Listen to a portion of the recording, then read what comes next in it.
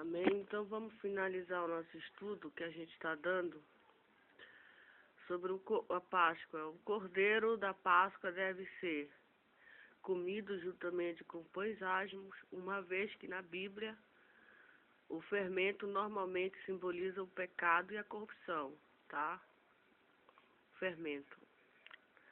A gente vê isso lá em 13:7, nota Mateus 16:6. O fermento.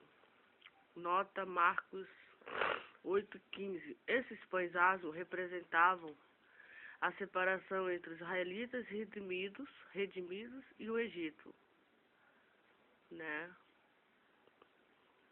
Isto é, o mundo e o pecado. Versículo 12:15, nota. Semelhantemente, o povo redimido por Deus é chamado para separar-se do mundo pecaminoso e dedicar-se exclusivamente a Deus, né? Aí ele manda nós vermos outros estudos, separação espiritual do crente, né? Página 1779. O relacionamento entre o crente e o mundo. São dois estudos aqui, né? O relacionamento entre o crente e o mundo. Página 1955. Vamos ver aqui esse estudo, né? 1955, já saindo da 1957. É um estudo, 1957 é o número da página. Vamos dar uma olhada nesse estudo, que ele é muito interessante, amém? Muito interessante para nós publicarmos na nossa página, na internet. Amém? 1957. Eu falei de manhã do período do anticristo, não foi? Eu gravei um vídeo falando do período do anticristo. E aqui em 2 Tessalonicenses, capítulo 2, versículo 3, 4, fala: o período do anticristo. Ninguém de maneira alguma vos engane, porque não será assim, sem que antes venha a apostasia e se manifeste o homem do pecado, filho da perdição, o qual se opõe e se levanta contra tudo que se chama Deus ou se adora. De sorte que ele vai se assentar como Deus, no templo de Deus, querendo parecer Deus. Onde é o templo de Deus? Em Jerusalém, tá? Jerusalém. Jerusalém é a cidade santa. É a cidade santa. Foi lá que tudo começou, né? Aquelas regiões ali. E nós cremos que lá, e vai ser lá o cenário também de tudo terminar. Amém?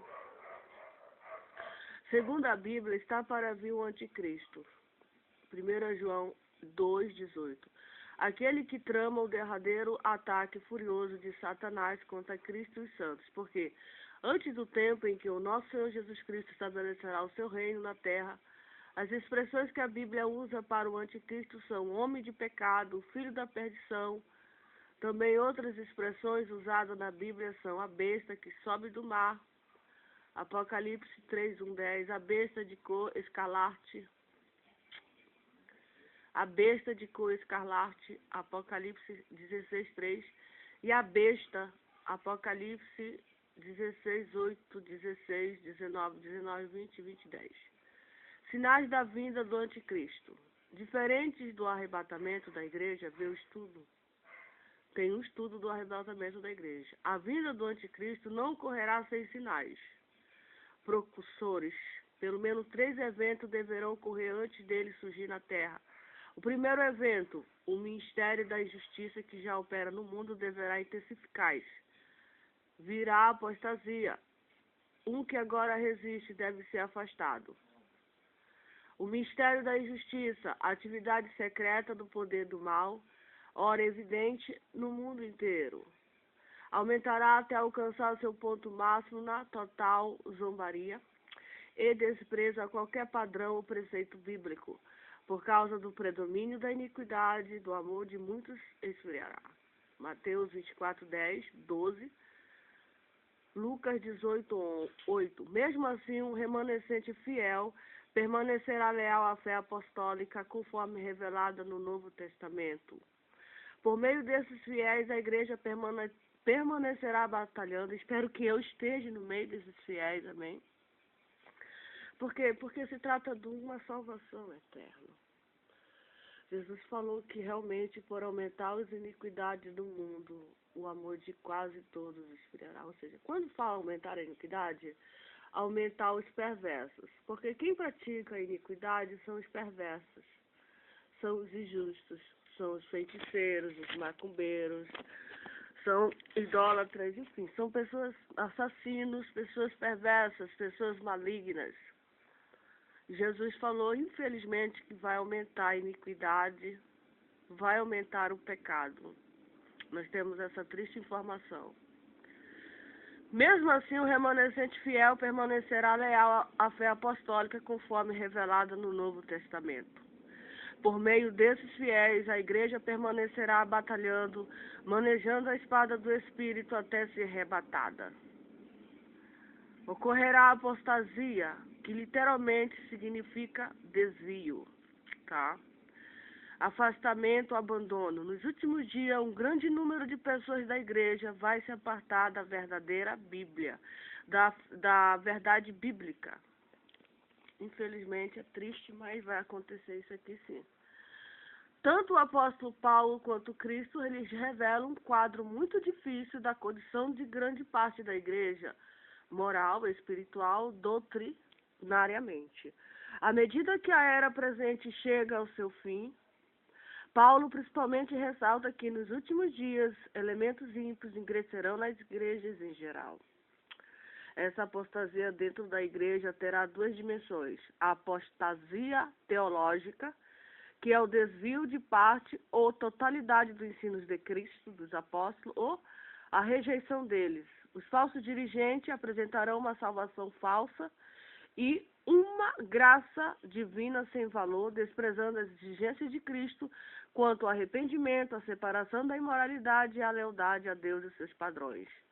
Os falsos evangelhos voltados aos interesses humanos, necessidades e alvos egoístas gozarão de popularidade.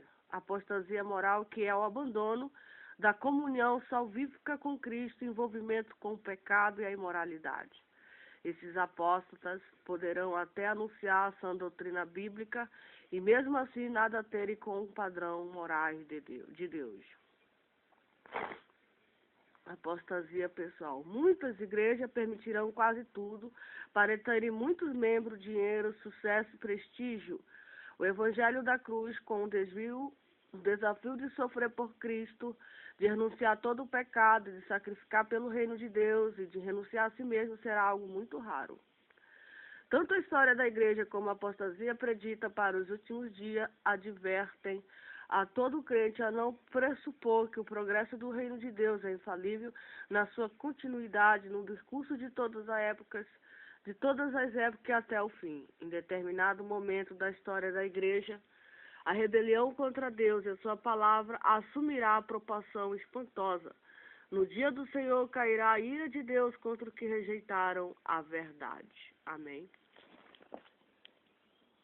Ainda tem um minuto então vamos prosseguir. O triunfo final do reino de Deus e a sua justiça do mundo, portanto, depende não do aumento gradual da igreja professa, mas da intervenção final de Deus, quando ele se manifestará ao mundo com juízo, com justo juízo. Amém? Um evento determinante deverá ocorrer antes do aparecimento do homem do pecado e do dia do Senhor começar, que é a saída de alguém ou de algo que detém, resiste ou refreia o ministério da justiça e o homem do pecado. Quando o restringidor do homem do pecado for retirado, então poderá começar o dia do Senhor. O que agora o detém é, sem dúvida, uma referência ao Espírito Santo, pois somente ele tem o poder de deter a iniquidade, o homem do pecado e Satanás. Esse que agora o detém, o resiste, leva no grego artigo definido masculino e ao mesmo tempo o artigo definido neutro em 2:6. O que detém? De modo semelhante, a palavra do Espírito na língua grega pode levar o pronome masculino ou neutro. Amém. Sobre a obra do Espírito Santo restringir o pecado. Amém. No começo dos 7 anos de tribulação, o Espírito Santo será afastado. Isso não significa ser ele tirado do mundo, mas que cessará sua influência restritiva à iniquidade e ao surgimento do anticristo. Todas as restrições contra o pecado serão removidas e começará a rebelião inspirada por Satanás. O Espírito Santo, todavia, agirá na terra durante a tribulação, convencendo pessoas dos seus pecados, convertendo-se a Cristo e dando-lhe poder. Amém. Apocalipse 7, 9, 14, 11, 1, 11, 14, 6, 7. Amém.